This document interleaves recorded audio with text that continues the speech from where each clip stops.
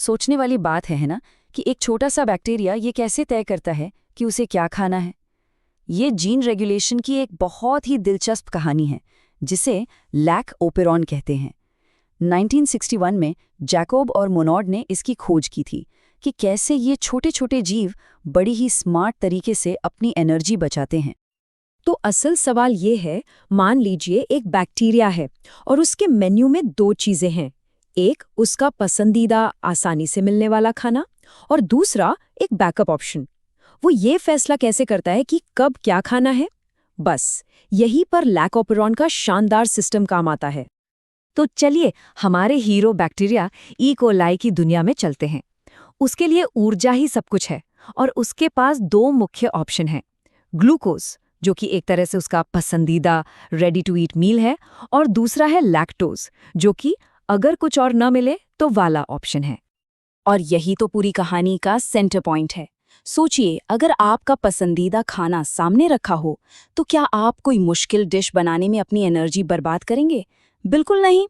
Bacteria भी कुछ ऐसा ही सोचता है। ऊर्जा बचाना उसके जिंदा रहने के लिए बहुत जरूरी है, और यही वो प्रॉब्लम है जिसे ये सिस्टम सॉल्व करता है। तो बैक्टीरिया इस एनर्जी की दुविधा को हल कैसे करता है? इसका जवाब उसके डीएनए में ही छिपा है, एक बहुत ही चालाक जीन स्विच जिसे ओपेरॉन कहते हैं।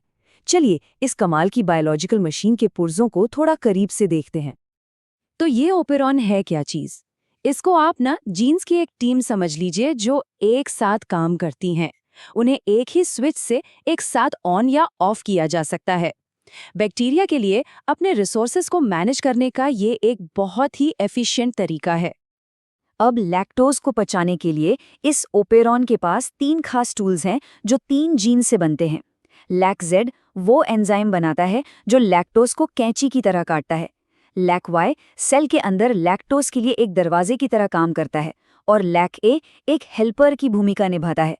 ये तीनों मिलकर लैक्टोज पचाने वाली टीम बनाते हैं।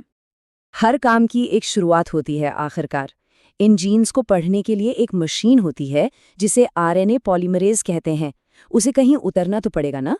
वो जगह है प्रमोटर। ये डीएनए पर एक हवाई जहाज की लैंडिंग स्ट्रिप की तरह है, जहां से सारा एक्शन शुरू होता है। और लैंडिंग स्ट्रिप के ठीक आगे एक गेट है, ऑपरेटर। यही इस पूरे सिस्टम का असली ऑन ऑफ स्विच है। यही तय करता है कि जीन रीडिंग मशीन को आगे बढ़ने दिया जाए या नहीं।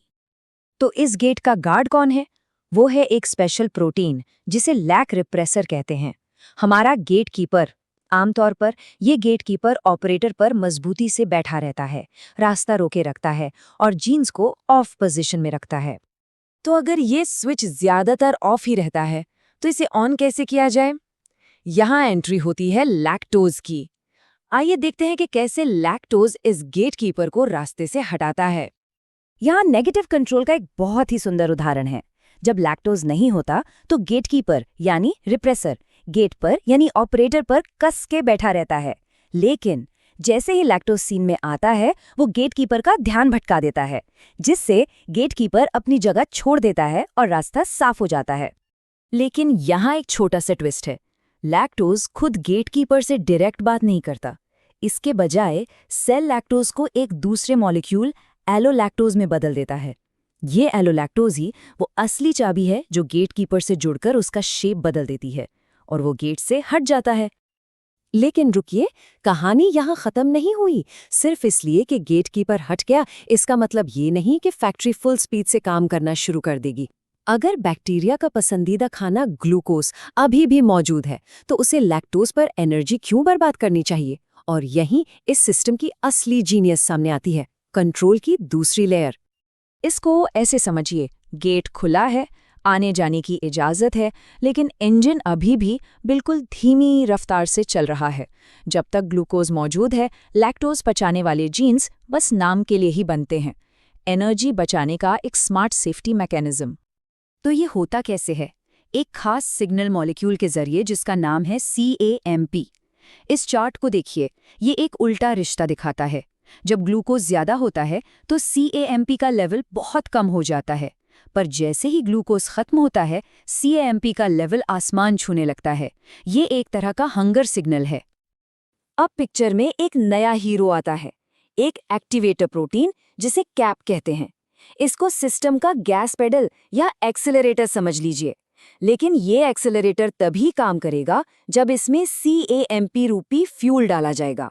इसलिए जब ग्लूकोज नहीं होता और CAMP हाई होता है, तब कैप एक्टिवेट हो जाता है और जीन रीडिंग मशीन को कहता है फुल स्पीड आगे बढ़ो।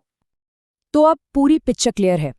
एक तरफ ब्रेक है यानी रिप्रेसर जो लैक्टोज न होने पर सिस्टम को रोकता है, और दूसरी तरफ गैस पेडल है यानी कैप एक्टिवेटर जो ग्लूकोज न होने पर सिस्टम को रफ्तार देता है। एक लाजवाब 2 की सिस्टम। और इस पूरे सिस्टम का यही आखिरी निष्कर्ष है। लैकोपेरॉन अपनी पूरी ताकत से तभी काम करता है जब दोनों शर्तें पूरी हों। पहली, लैक्टोज मौजूद हो ताकि ब्रेक हट जाए, और दूसरी, ग्लूकोज गायब हो ताकि गैस पेडल दब सके और प्रोसेस को स्पीड मिल सके। ये टेबल सब कुछ एक साथ सामने रखता है। चलिए एक एक करके देखते हैं। पहली सिचुएशन, ग्लूकोज है, लैक्टोज नहीं, ब्रेक लगा हुआ है, सिस्टम पूरी तरह से ऑफ। दूसरी सिचुएशन, दोनों मौजूद हैं, ब्रेक हट गया लेकिन गैस पेडल नहीं दबा है, सिस्टम बहुत ही धीरे धीरे चल रहा है। तीसरी सिचुएशन, दोनों ही नहीं हैं, ब्रेक अभी भी लगा हुआ है, सिस्टम बंद है। और आखिर में परफेक्ट सिचुएशन, ग्लूकोज नहीं है लेकिन लैक्टोज है, ब्रेक हटा हुआ है और गैस पेडल पूरी तरह दबा हुआ है, सिस्टम फुल स्पीड में काम करता है। आखिर में ये जो 2 सिग्नल सिस्टम है ना, ये बैक्टीरिया को एक ही लेकिन बहुत ही स्मार्ट डिसीजन लेने की ताकत देता है। वो एनर्जी तभी खर्च करता है जब बिल्कुल जरूरी हो। ये इस बात को पक्का करता है कि कुछ भी वेस्ट न हो। ये नेचर की इंजीनियरिंग का एक शानदार नमूना है।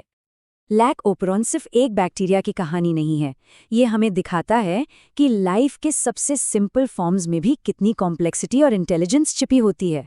ये हमें सोचने पर मजबूर करता है। हमारे आसपास और हमारे अपने अंदर ऐसे कितने और अनदेखे प्रोग्राम्स चल रहे हैं जो हर पल हमारे अस्तित्व को शांति से कंट्रोल कर रहे हैं।